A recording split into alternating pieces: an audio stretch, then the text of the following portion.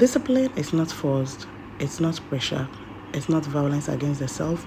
Discipline is agreement, an agreement you make not with the world, but with who you are becoming. Most people wait to feel ready. They wait for confidence, they wait for clarity, they wait for motivation.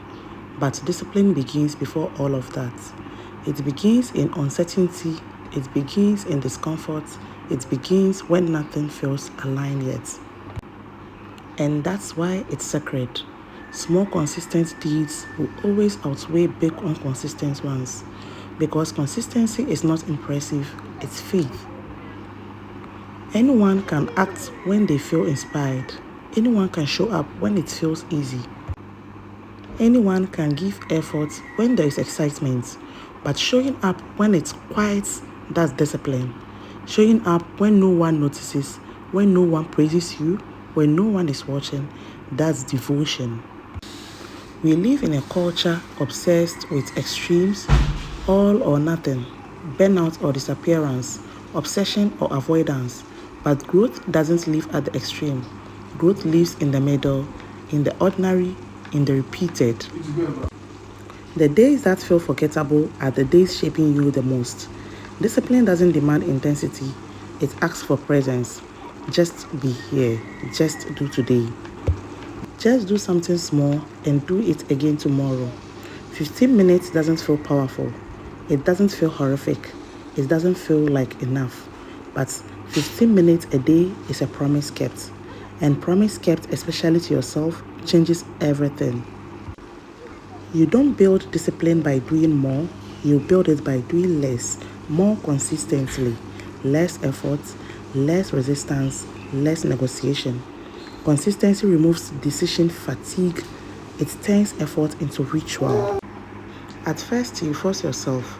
Then you train yourself. Eventually, you become yourself. Discipline is not about becoming rigid. It's about becoming reliable.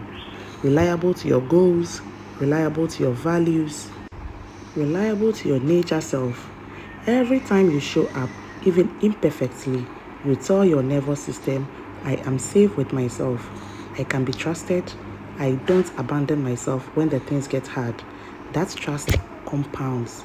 Most people don't fail because they lack ability. They fail because they disappear. They vanish when progress slow. They quit when results delay. They stop when the work becomes boring.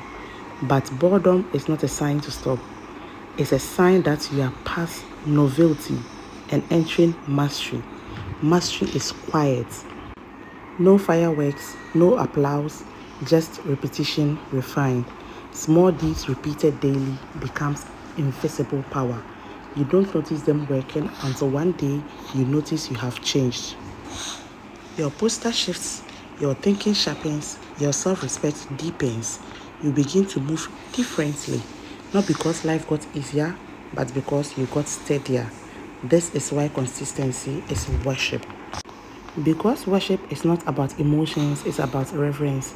Reverence for the process, reverence for time. We worship is showing up even when you feel disconnected, even when you feel tired, even when you feel unsure. A soft rhythm, sustained, will always outlast a hard push abandon.